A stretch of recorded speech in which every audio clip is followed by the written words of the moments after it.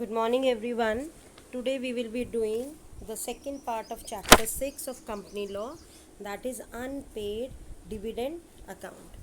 So let's switch to the first slide regarding the provisions of unpaid dividend account.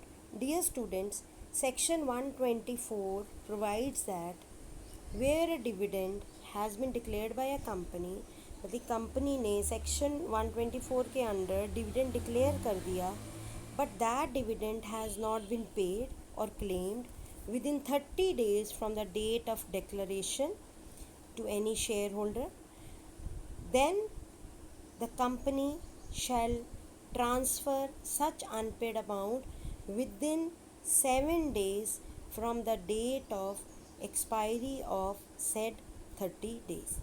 This means, dear students, which is explained in the first 2 points of the slide, कि section 124 के under जब एक company dividend declare करती है but declaration के 30 days के अंदर अगर वो डिविडेंड शेयर होल्डर्स को नहीं दिया जाता तो नेक्स्ट 7 डेज़ में कंपनी क्या करेगी, ये जो अमाउंट है डिविडेंड का जो कि अभी अनपेड है या अनक्लेम्ड है, तो ये ट्रांसफ़र कर दिया जाएगा एक स्पेशल अकाउंट में जो कि कंपनी ओपन करेगी किसी भी शेड्यूल्ड बैंक में, और इस अकाउंट को कहा जाएगा unpaid dividend account. So on the slide, if you see point 1, point 2, point 3, this is been explained by me. और सेकंड है कि अगर कोई डिफ़ॉल्ट कंपनी करती है in transferring the total amount और any part thereof to unpaid dividend account, then it shall pay interest on such amount at the rate of 12%. और बेटा उसमें क्या है कि जो कंपनी है वो एक स्टेटमेंट प्रिपेयर करेगी उन शेयर होल्डर्स के नाम जिसमें होंगे, उनके एड्रेस होंगे और अनपेड डिविडेंड जो कि हमने हर पर्सन को देना है, और इस लिस्ट को कंपनी अपनी वेबसाइट पे भी अपलोड करेगी या फिर कोई ऐसी वेबसाइट पे भी जो कि सेंट्रल गवर्नमेंट के थ्रू अप्रूव्ड है फॉर सच पर्पस. तो I hope the provisions of unpaid dividend account which are given on the slide are clear. तो इसमें यह है कि अगर कंपनी ने डिविडेंड डिक्लेयर किया है तो उसे 30 डेज़ के अंडर वो शेयर होल्डर्स को देना होगा. अगर कंपनी नहीं दे पाती या शेयर होल्डर्स क्लेम ही नहीं करते तो अगले 7 दिन के अंदर ये जो अमाउंट है ये एक स्पेशल अकाउंट में ट्रांसफ़र कर दिया जाएगा जो कि अकाउंट किसी भी शेड्यूल बैंक में होगा which is known as unpaid dividend account. और कंपनी लिस्ट प्रिपेयर करेगी जिसमें नेम, एड्रेस होंगे शेयर होल्डर्स के और अनपेड अमाउंट होगा, और इस लिस्ट को वो अपनी वेबसाइट पे अपलोड कर देगी या किसी और वेबसाइट पे जिसको कि सेंट्रल गवर्नमेंट ने मेंटेन करा है for such purpose. Next is, अगर कोई भी कंपनी फेल है, if a company fails to comply with any requirements, then the company shall be punishable with a fine which will not be less than 5 lakh rupees और जो कि 25 lakh rupees तक extend हो सकता है, या फिर जितने भी ऑफिसर्स हैं they will who are in default they will be punished with fine and this fine will not be less than 1 lakh rupee और ये बढ़ के 5 लाख तक हो सकता है.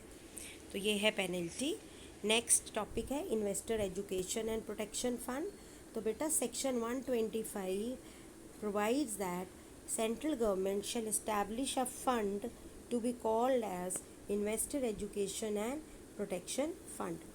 तो सेंट्रल गवर्नमेंट क्या करेगी, एक फ़ंड क्रिएट करेगी अंडर सेक्शन 125 जिसको कि हम investor education and protection fund कहेंगे.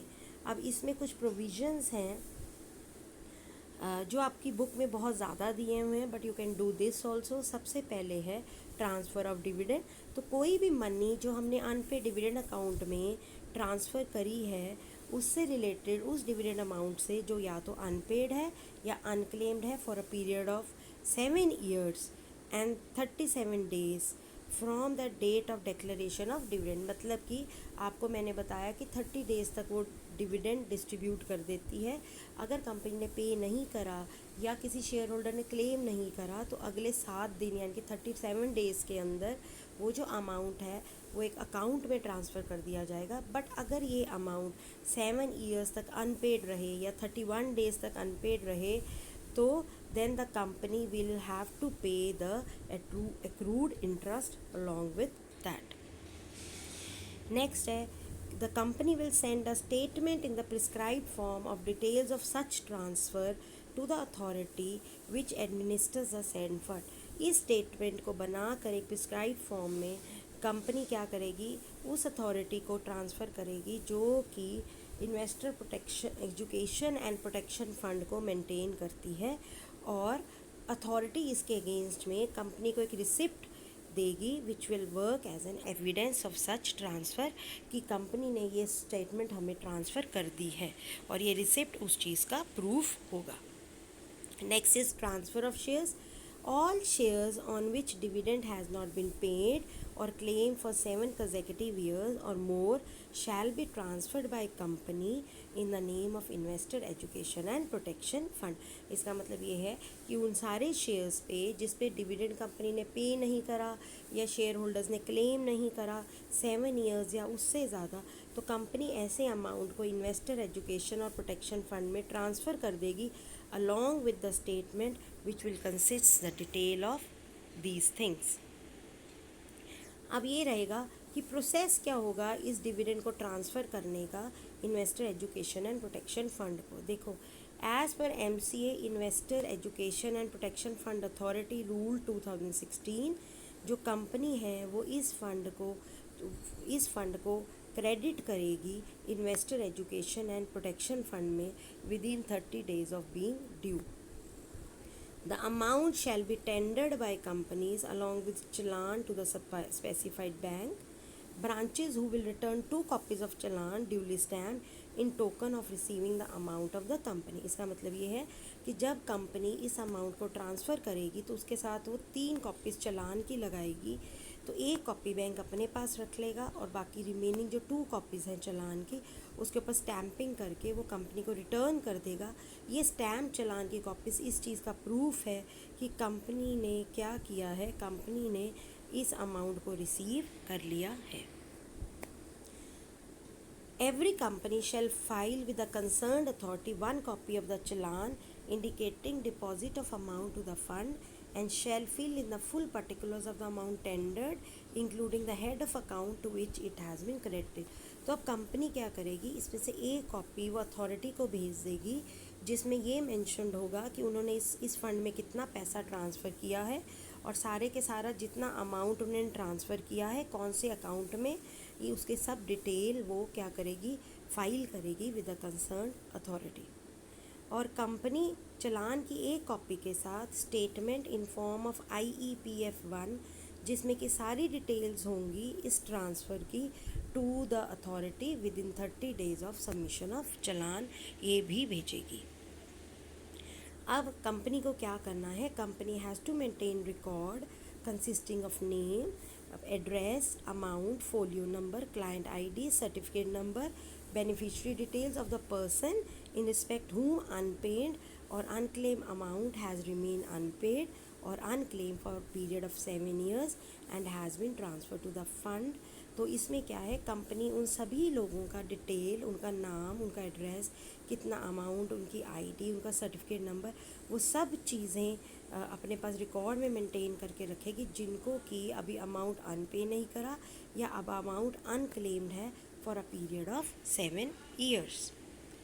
अब बेटा नेक्स्ट टॉपिक आता है इंटरिम डिविडेंड। तो बेटा इंटरिम डिविडेंड वो डिविडेंड होता है, it is given on page number 110, जो कि डायरेक्टर्स डिक्लेयर करते हैं during the continuance of the financial year. और ये जो डिविडेंड है ये सिर्फ तभी डिक्लेयर करती है कंपनी जब प्रॉफिट्स बहुत ज़्यादा होते हैं, और ये जो डिविडेंड्स हैं ये डिक्लेयर होते हैं बिटवीन 2 एनुअल जर्नल मीटिंग्स। तो यूजुअली क्या होता है, आर्टिकल ऑफ एसोसिएशन में ये अथॉरिटी डायरेक्टर्स को दी जाती है कि वो इंटरिम डिविडेंड को डिक्लेयर करते हैं। और स्टैट्यूटरी प्रोविजंस के अंदर rule 86 table A of the act ये बताता है, जो फर्स्ट पॉइंट है आपकी स्लाइड में, कि जो कंपनी के डायरेक्टर्स हैं they can declare interim dividend, but for that it is necessary that company has sufficient profits. और जब इंटरिम डिविडेंड डिक्लेयर हो जाता है तो ये जो डिविडेंड है जो एनुअल जर्नल मीटिंग में अप्रूव होता है, इसको हम फाइनल डिविडेंड कहते हैं। और बेटा थर्ड पॉइंट है, जनरल मीटिंग में इंटरिम डिविडेंड के लिए हमें कोई भी कंफर्मेशन लेने की ज़रूरत नहीं है, और ये जो इंटरिम डिविडेंड डिक्लेयर किया गया है ये किसी भी समय कैंसिल किया जा सकता है डिक्लेरेशन के बाद भी, but before the actual payment of the dividend, यानी कि डिविडेंड देने से पहले, बट डिक्लेयर हो चुका है बट आपने पे नहीं करा, तो उस समय भी आप इस डिविडेंड को क्या कर सकते हो, कैंसिल कर सकते हो।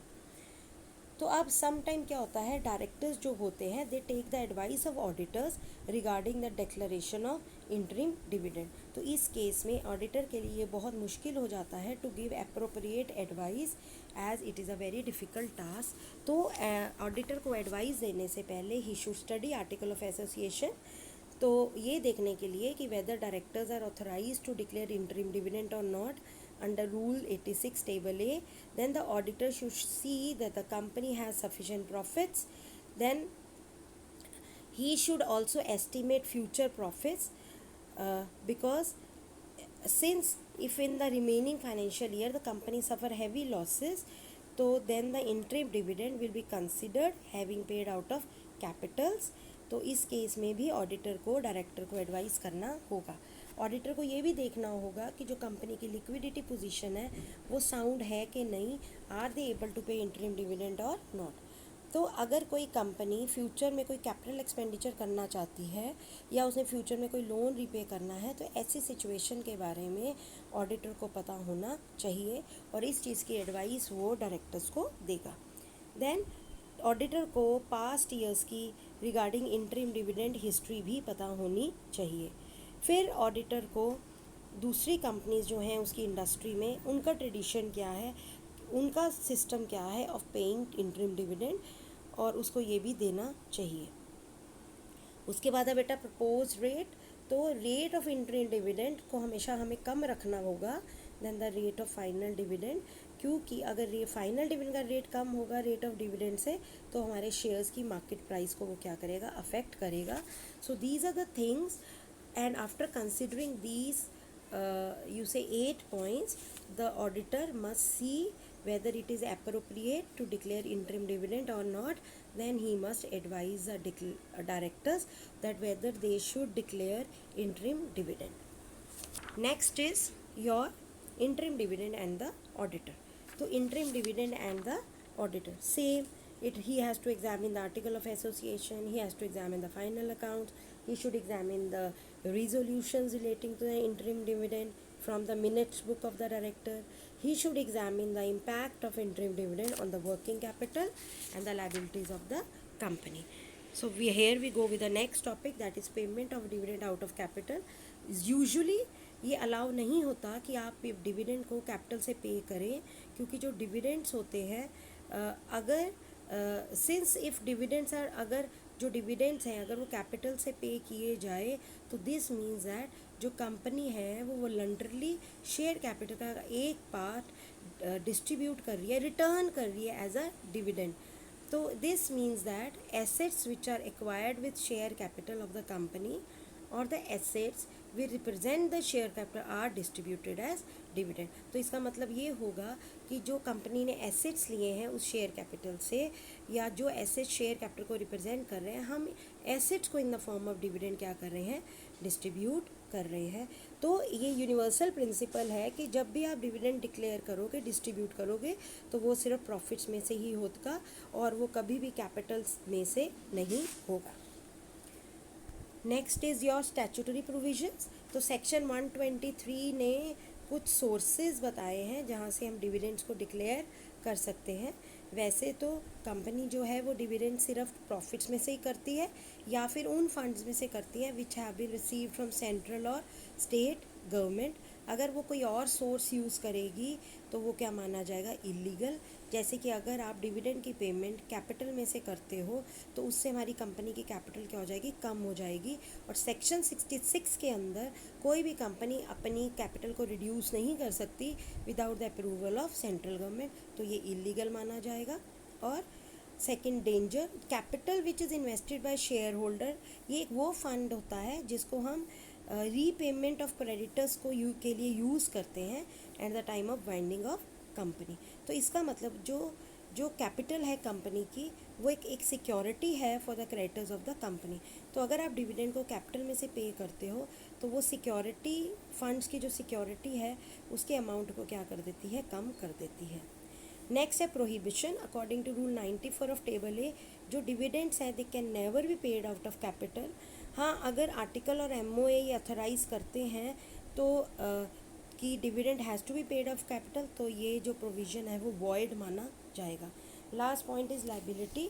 अब despite various provisions of companies act, if any dividends are paid out of capital, then in such situation the directors will have to deposit in the company the total amount distributed in manner along with the interest। इसके कहने का मतलब ये है कि अगर company के कोई जो डायरेक्टर्स हैं वो डिविडेंड को कैपिटल में से पे करते हैं तो उन्हें कंपनी को वो सारे का सारा अमाउंट इंटरेस्ट के साथ डिपॉजिट करना पड़ेगा और ये इंटरेस्ट होगा एट द रेट ऑफ 5%।